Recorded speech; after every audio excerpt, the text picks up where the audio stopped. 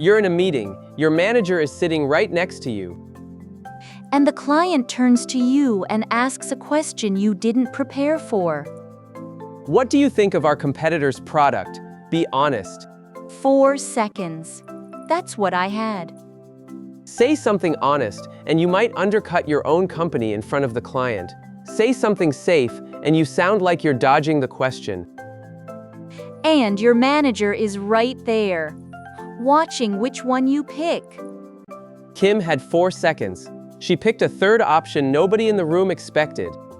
Today, what I actually said, and the phrase that got me out of it.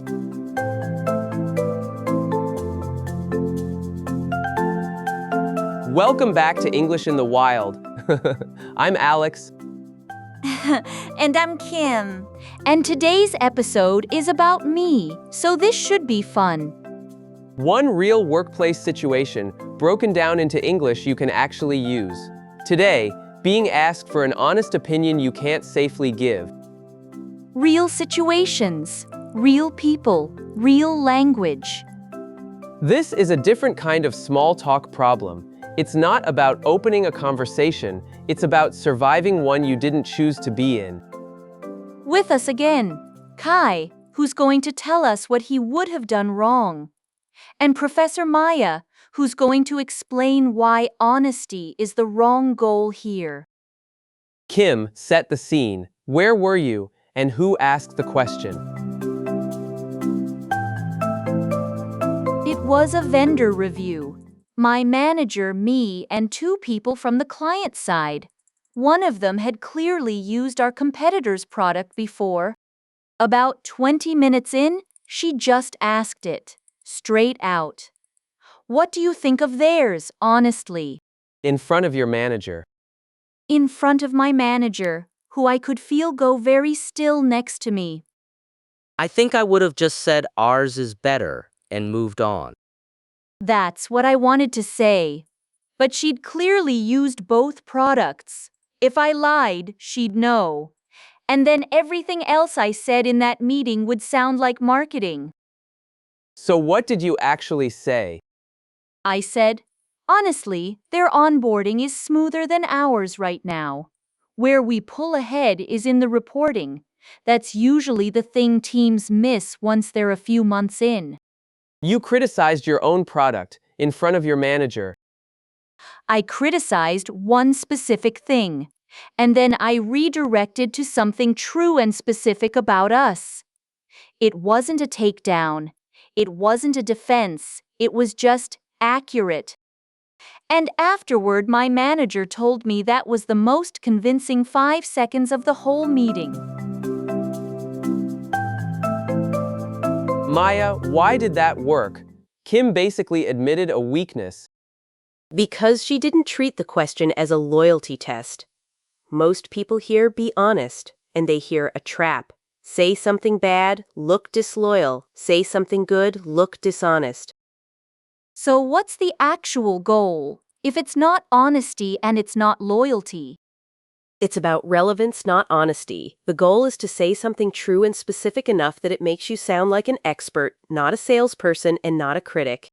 Kim's answer had 3 parts. She conceded something real, she kept it small and specific, one feature, not the whole product, and she pivoted to something equally specific about her own side. 3 moves in 1 sentence. I wouldn't have noticed that in the moment. But isn't that risky? What if the manager doesn't want you saying anything positive about the competitor at all? It's riskier to say nothing true. A vague ours is better across the board answer is the one that actually damages trust, because everyone in the room can tell it's not a real answer. Maya, why does this specific situation come up so often for non-native speakers especially? Because in a second language, people default to the safest possible sentence, and the safest sentence is usually the vaguest one. Ours is better. I'm not sure. It depends. These aren't wrong, but they say nothing, and in a room full of decision makers, saying nothing is its own kind of answer. People remember the vague answer as evasive, even if that's not what you meant. Exactly. Vagueness comes across as either dishonesty or weakness. Specificity, even when it includes a small concession, reads as expertise. So if someone puts you on the spot like that, what's the actual structure? 3 moves. Each one gives you a way to be honest without being brutal or vague. Move 1, the honest concession. You name one real specific strength of the other side, never the whole product, just one piece. Like Kim did, their onboarding is smoother, small, true, specific. It costs you almost nothing, and it buys you enormous credibility for what comes next. Because now when I say something good about us, it doesn't sound like marketing anymore. Exactly. You've already proven you're capable of criticizing your own side, so your praise is believed. Move 2, the specificity pivot. Right after the concession, you move to something narrow and concrete about yourself, not a general claim. Not, but we're better overall. That cancels out what you just admitted. Instead, where we pull ahead is in the reporting, one thing, named clearly. So you're trading a big, vague claim for a small, specific one. Right. And specific claims are harder to argue with because they're not trying to win the whole argument, just state one true thing. Move 3, the depends on redirect. When you genuinely can't or shouldn't compare directly, maybe it's a legal or competitive concern, you redirect to the client's actual need instead of the product's. Example, it really depends what matters most for your team. If it's speed of setup, that's worth digging into. If it's long-term reporting, that's usually where the real difference shows up. You haven't dodged, you've reframed the question around them. So instead of comparing the two products, you're helping them figure out what to compare. And that's often more valuable to them than a direct opinion would have been anyway. 3 moves: honest concession, specificity pivot, depends on, redirect. All 3 share one thing, they're specific. Vagueness is the enemy here, not honesty. Kai, what would you have said if you hadn't heard any of this? Honestly, probably I think both are very good products. It depends on your needs. And then just stood there. The classic non-answer. It feels safe in the moment. But I've watched people's faces when I say things like that. They know I've said nothing. That's the single most common failure in this situation. People aim for neutral, and neutral sounds evasive. The instinct is to protect yourself by saying as little specific as possible, but specificity is exactly what makes you sound trustworthy. Less detail feels safer and reads as weaker. So the safe answer is actually the risky one. We could call it the neutrality trap. You think you're avoiding risk. You're actually avoiding credibility. So what's the actual mental shift going into a moment like that?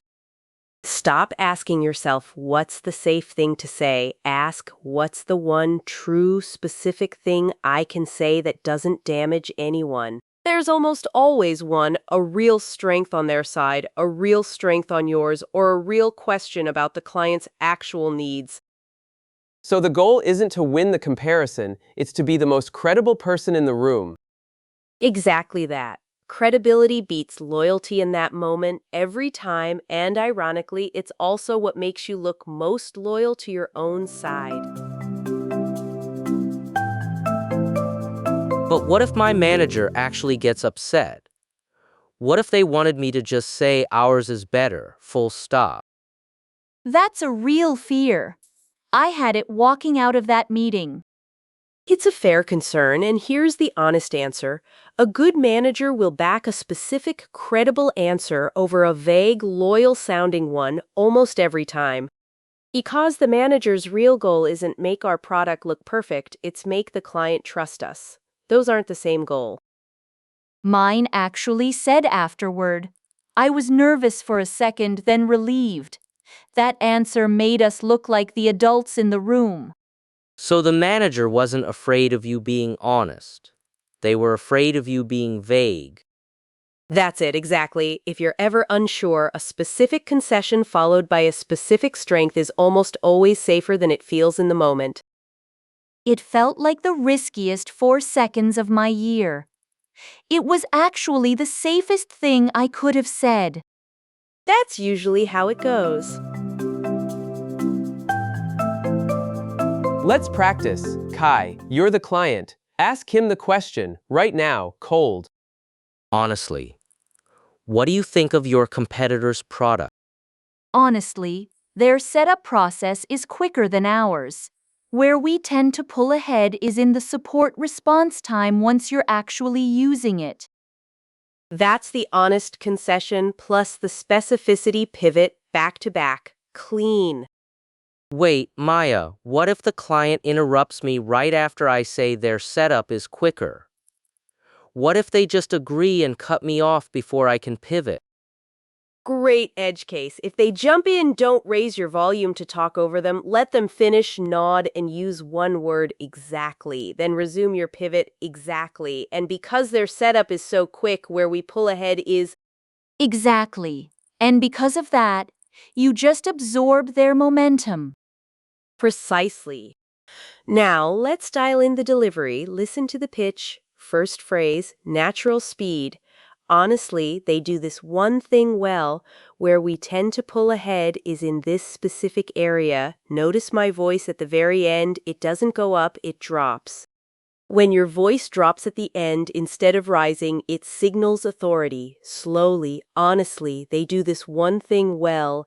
Where we tend to pull ahead is in this specific area. Honestly, they do this one thing well. Where we tend to pull ahead is in this specific area. Perfect drop. You didn't ask for permission, you just stated a fact. Full speed.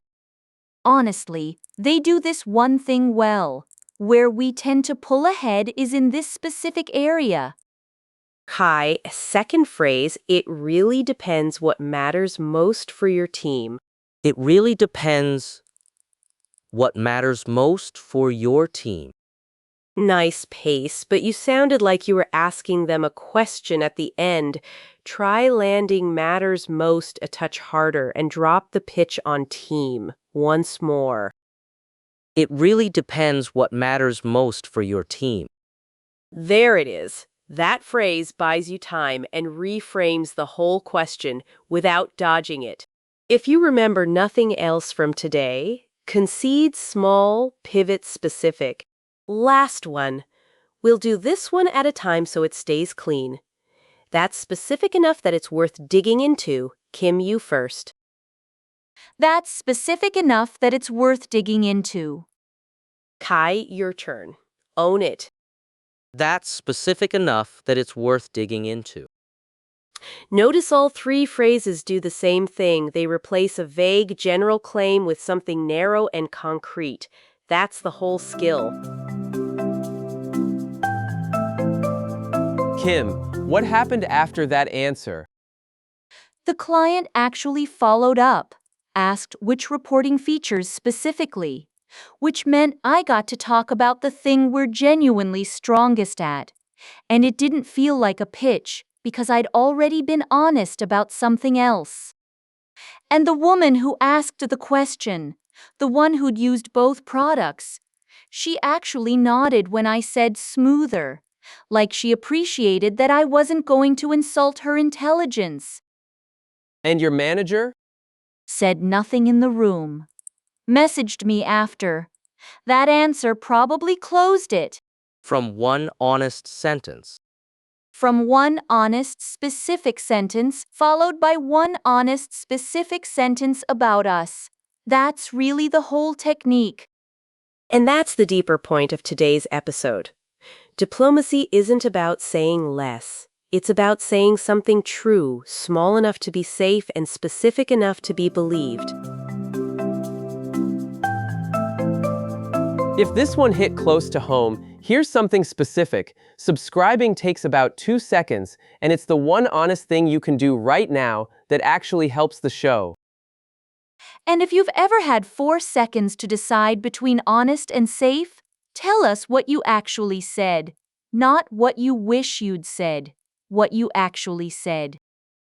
Comment below. What's the hardest be honest question you've ever been asked at work? One sentence.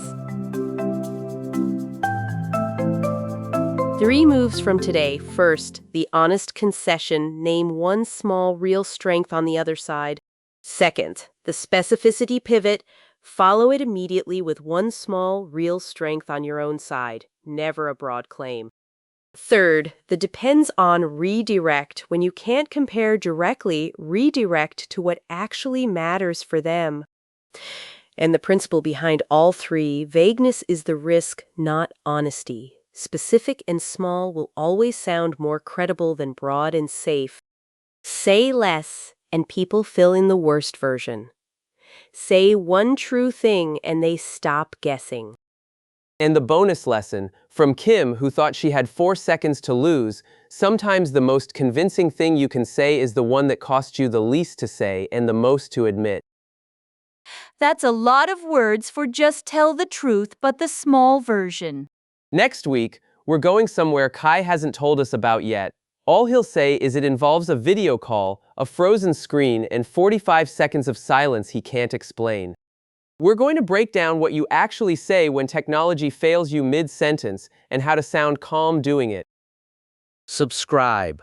I still think about that call sometimes. English in the Wild, real English, real situations, real results.